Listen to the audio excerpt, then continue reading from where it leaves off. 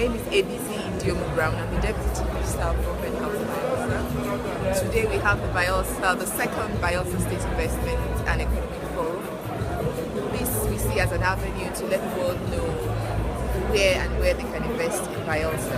This year Bayelsa has decided to concentrate on industrialization, which we do believe the state needs. So far we are a solely civil service state, and we think as a matter of yesterday we ought to be fully industrialized. Bayelsa State has a lot to offer when it comes to agriculture. We have a lot to offer when it comes to gas resources. And so today I think there's so much emphasis in both areas in ensuring that we can attract businessmen into Bayelsa in those two major sectors. Thank you. How far have you succeeded in this quest? Well, we have a lot of interest. We have a lot of industry people present today. So I want to believe that that in itself is a success so far. And a few days after, we should be able to tell more about the success. To Bayelsa, I won't answer that. I'll call our next and most esteemed speaker. Please give a round of applause, please, for the forum opening address by His Excellency, the Honorable Seriake H. Dixon, the Executive Governor of Bayelsa State. All right.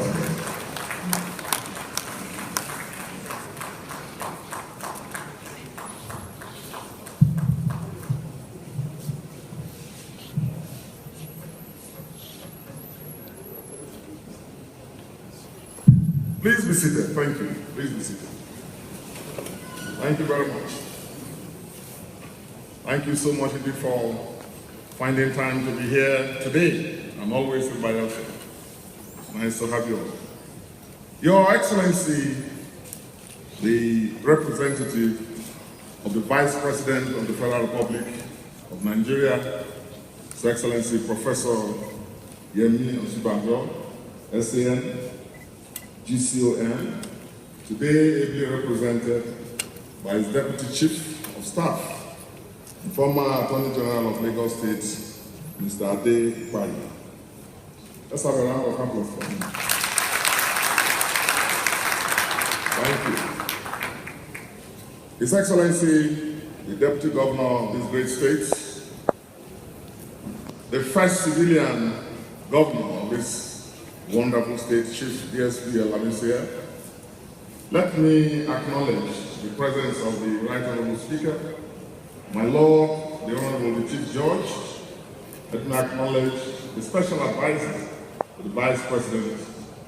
And let me generally acknowledge all top government functionaries at all levels. My brother, the member representing Sabama Ikerema Federal Constituency, who is here. Captains of industry who are here, in no particular order. The royal fathers, your majesties and highnesses who are here. All top government functionaries, gentlemen of the press, our partners, distinguished ladies and gentlemen.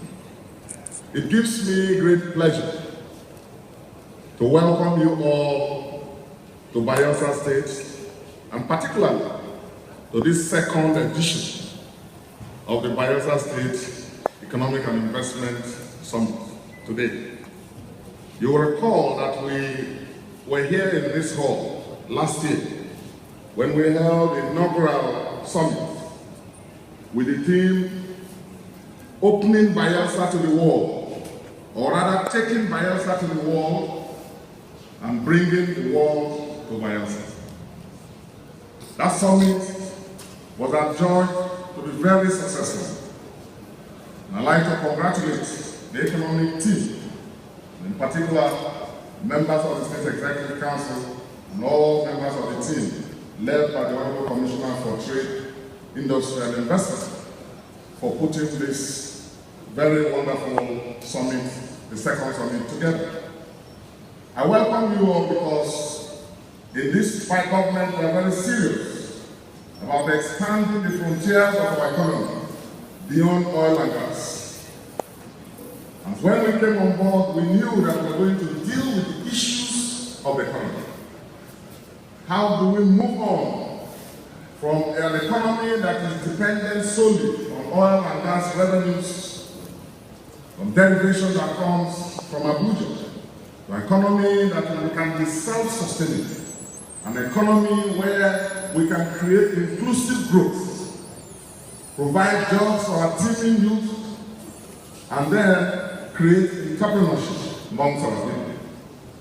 That decision informed the setting up, for the first time, of the investment arm, which is about the largest in terms of asset base in this country, in terms of any investment outfit owned by the state government, the Bayelsa Development and Investment Corporation, the BDIC. That has been set up, and it is making remarkable moves with the support of the private sector and with our encouragement. And that decision of expanding the scope of our economy beyond oil and preparing, by extension, Bayelsa State for life without oil or life beyond oil has become even more imperative today, because we live in times of dwindling oil revenues accruing to states, local governments, and also to the federation account.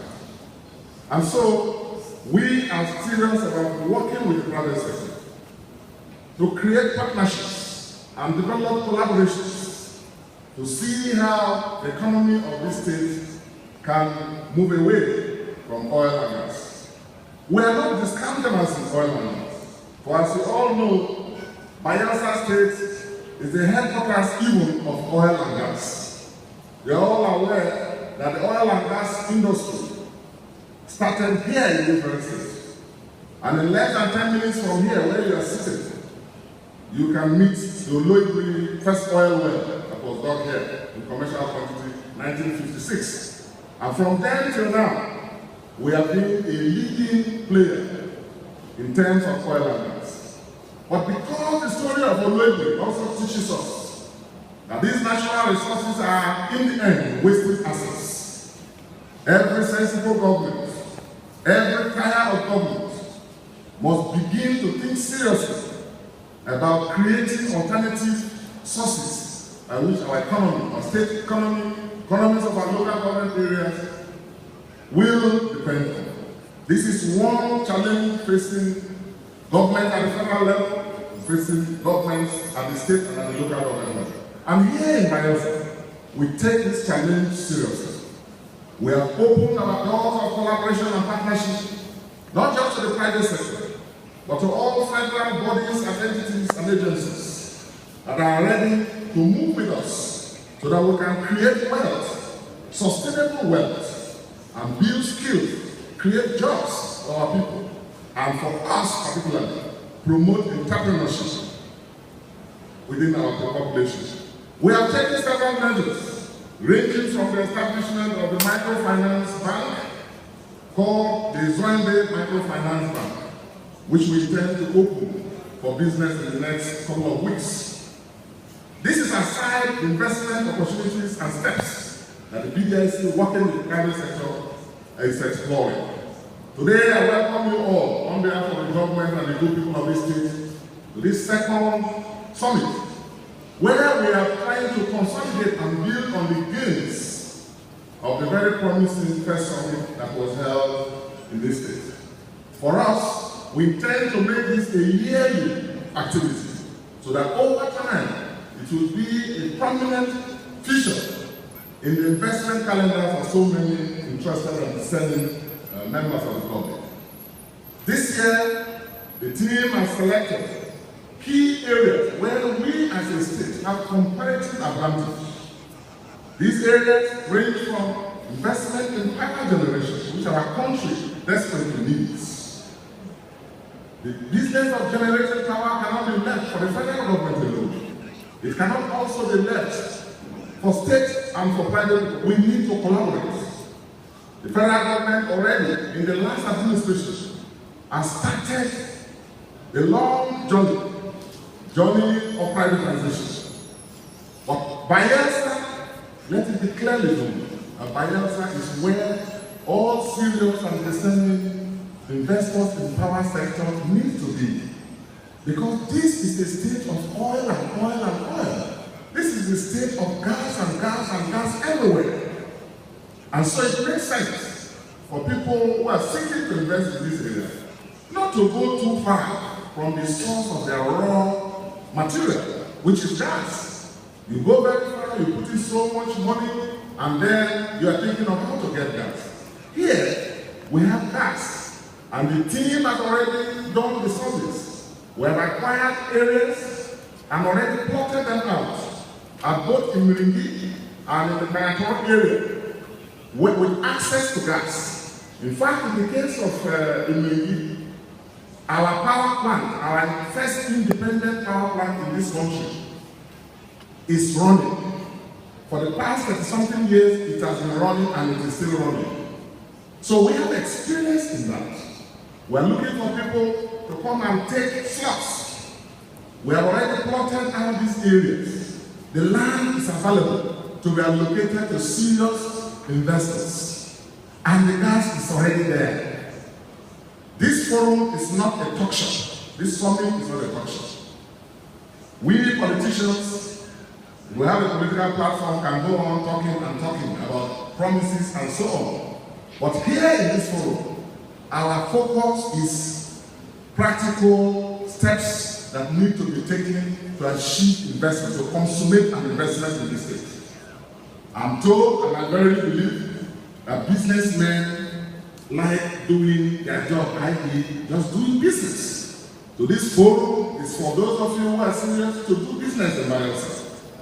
I've talked about opportunities in investment in the energy and power generation sector. This state, the whole of this region, used to be known as the Oil Rivers Protectorate.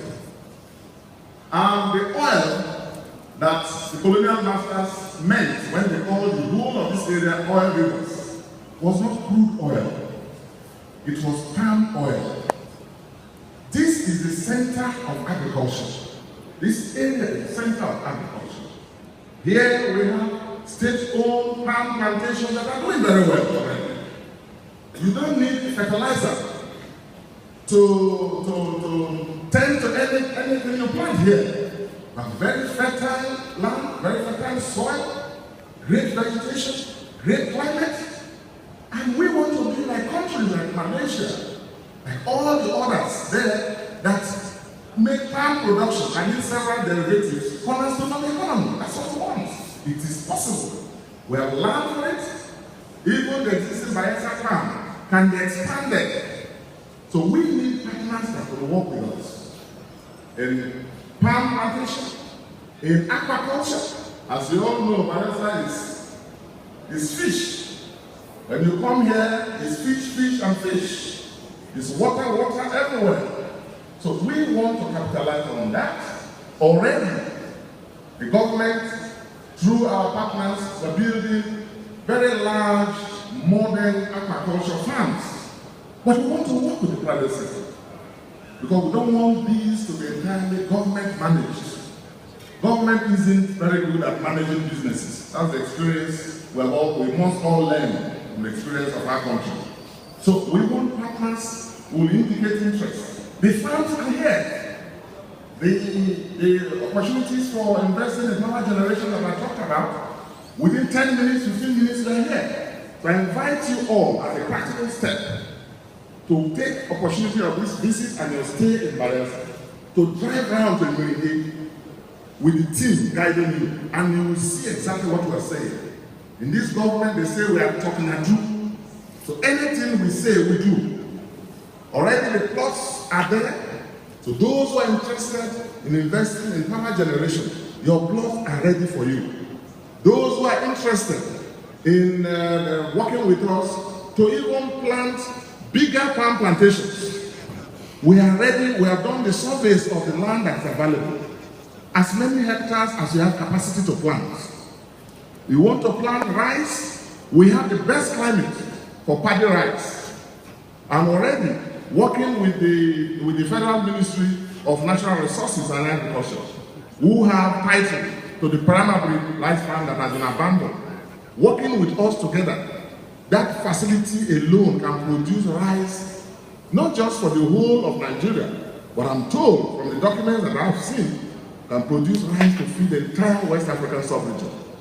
This is the sort of economy we want to grow, and this is the reason you have been invited to participate, to explore these opportunities, and to see how we can create wealth and promote prosperity. This state is known for security. The state is stable. This state is where you have the least crime rate, and we have sufficient investments that have guaranteed the security of all those who live here, all those who do business here. And going forward, it will even get better. So I invite you to participate with us. I invite you to work with us to see how you can make profit, so that we can work hard to create jobs and promote prosperity. It is on account of these, ladies and gentlemen, that you are invited to this summit, and feel free to explore Bayelsa in any way and manner that you can. I welcome you all, and I particularly honor and privilege this morning to represent His Excellency, the Vice President of the Federal Republic of Nigeria, Professor Yemi Osinbajo, Senior Advocate of Nigeria, Grand Commander of the Order of the Niger. Professor Osinbajo would have loved to be here personally this morning because of his special interest in promoting, of course, the development of the Nigerian economy, his special rapport with His Excellency the Governor of Bayelsa State, and his affinity with the people of this great state. But unfortunately, he has been kept away by urgent matters of state. He has therefore asked me to give his very warm felicitations, regrets for his absence today, and to deliver the special address on his behalf, and finally on his behalf to declare open this very distinguished gathering. So I will go on without further ado to the speech of His Excellency, the Vice President of the Federal Republic of Nigeria. I'm delighted to be in the inaugural this morning and to have the opportunity of addressing this very distinguished audience.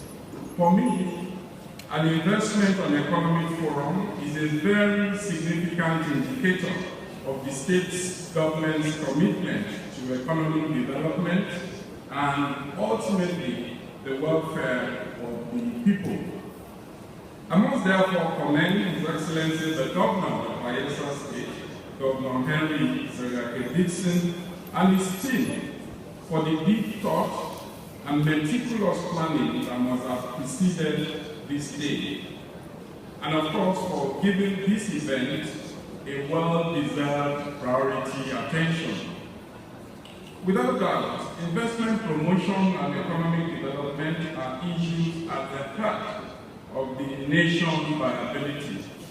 This is why, as everyone here probably knows, development of the economy and employment creation, alongside security, the fight against corruption, and the quest for increased power supply, feature so prominently on His Excellency President Muhammadu Buhari's agenda for positively turning around our ailing economy. As chairman of the National Economic Council, I strongly believe that the economic well-being of Nigeria as a nation depends on the economic well-being of every one of its component states. I am therefore particularly interested in all initiatives, especially at state or local government level, geared towards promoting the economic growth of industry and creating wealth with attendant employment opportunities for all our people. The theme of this year's forum, Unfolding Bayelsa State's Industrial Future, cannot be more apposite for Nigeria, and indeed for Bayelsa State at this time in our country's history. In all states of this great nation, the Buhari administration believes that all hands must be on deck to diversify the economy.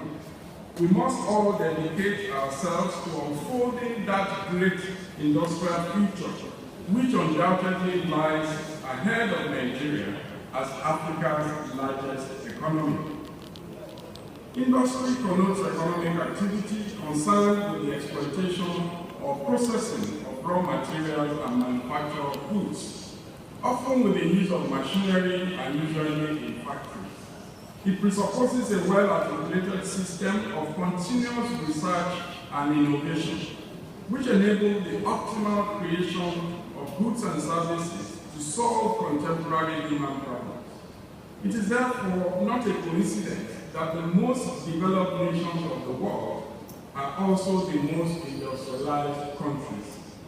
Indeed, recent research suggests that economic development requires structural change from low to high productivity activities, and that the industrial sector is a key engine of growth in the developmental process. As we all know, the development of industries has wide implications for the quality of our educational institutions, employment prospects for our youth, technology transfer, as well as prosperity and happiness for our people.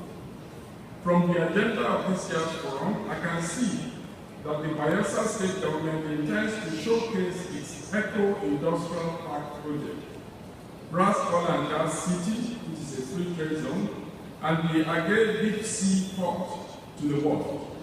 I also understand that it will be projecting the image of Bayelsa State as a destination of choice for investments in the oil and gas sector, power sector, and the agricultural sector. These are very laudable objectives, and I wish to assure the people of Bayelsa State that the federal government is ready, able, and willing to assist on the implementation of sound, proper, and sustainable investment ideas and opportunities such as are on display today.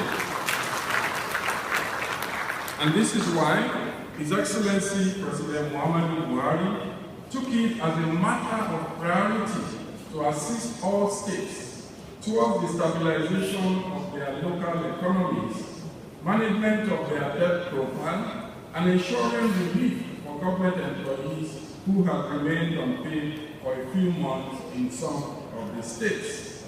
President Buhari has also made a firm commitment to ensure that there is increased transparency in government and all revenues due to the Federation account are promptly remitted so that all federative units of Nigeria can get their due share of the national wealth in accordance with established constitutional principles.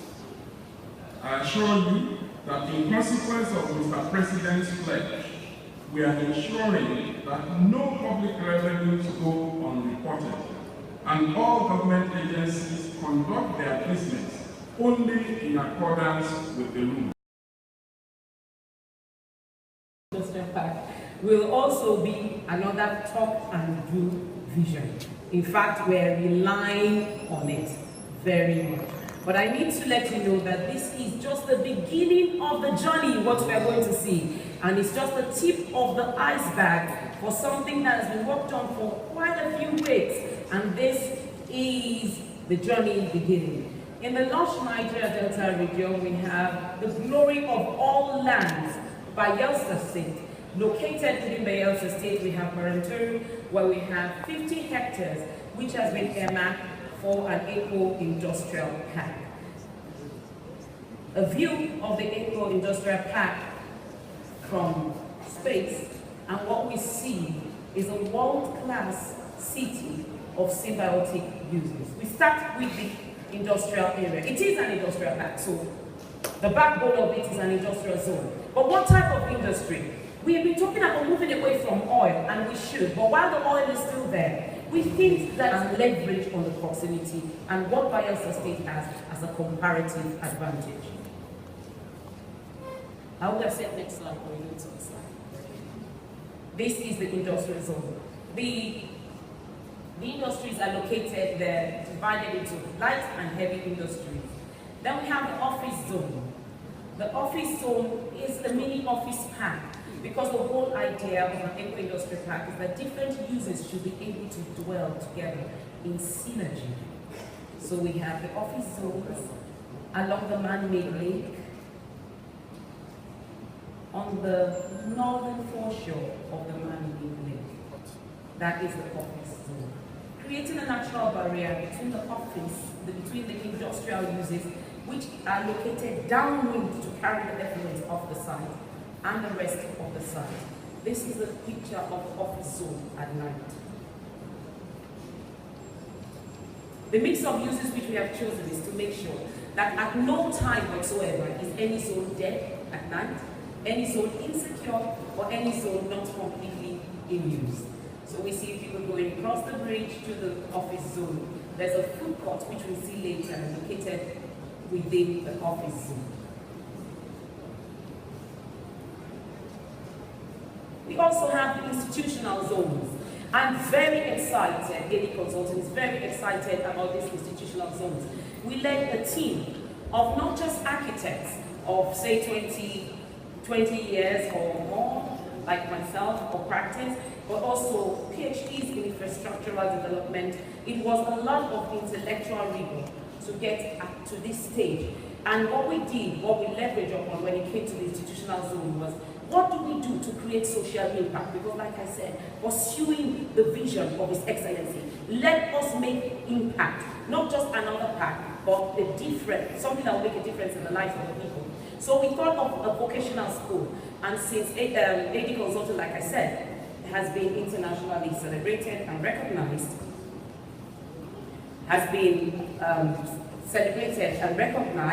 we have partnerships with different vocational institutions like the North Atlantic trade schools, who could take up residence in a place like this, bring their faculty, and teach our youths in vocations that support the oil and gas industry. Like the last presenter was saying, you wouldn't have to go far to look for people to do deep sea welding and various other things that support the oil and gas industry. They'll be trained right here in the eco-industrial park, and they will live, a large number of them will be in the hostels right across that island park there.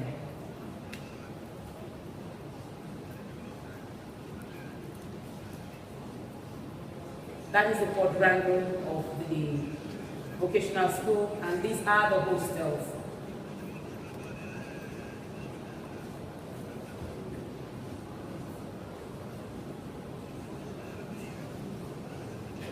It is an eco-industrial park. Everywhere we have greenery.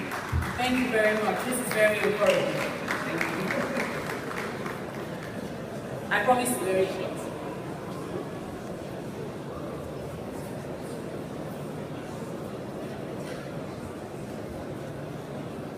We also have the service. Now these services are the most boring and most important part of an eco-industrial park. The bane of most developments in Nigeria has been that people have lofty visions and they forget the services. Because the services are like the kidneys, the organs, the livers, the heart, the part of the body that you never see, but are the most important. So people have ambitious backs, and they forget that we need regular power, regular firefighting services, we need water treatment, we need recycling services, especially in an eco-industry park. His Excellency has spoken about power generation. We are actually just waiting for you to come and take your slot to generate power from Bayelsa State and sell to the rest of the country. Because right now, this eco-industrial park is good to go with a regular, steady power supply. And Bayelsa State should know about power supply because we've never been connected to the industrial grid, to the national grid. So we know how to do power in Bayelsa State. I thought that was a good place to clap for Bayelsa State for surviving all these years independently. So we have right in front of us there, the residential zone. Now, it's in building cities of the future, it is very important to make sure that residences are very close to the places of work. This is to reduce the commute, which will of course reduce carbon emissions and reduce dependence on fossil fuels, transportation. I don't want to bore you. Right here in the residential zone, we have different types of residences. The high density on the left, which will most likely house the graduates from the vocational school. Because when you have a vocational school, in this kind of setting, the very principle that underpins it is that when you train us, you also absorb us. So you see all the things we are talking about with the new amnesty that just being appointed, and our youths going back, 30,000 going back to school abroad and all these places. What are they coming back to? They're coming back to housing, they're coming back to industries. So we have on the left there, to forming an L, the medium residential zone. And then in the center, we have the villas, which are the low density residential zones around that man-made lake, which are for the more senior executives. Now, because our own fees have been more like on a CSR basis, I am hoping for one of those villas. So I'm just putting it out here before the governor as I come back to campaign for you for 2016. A villa by that water is what I am going to be paying for these services I'm working on.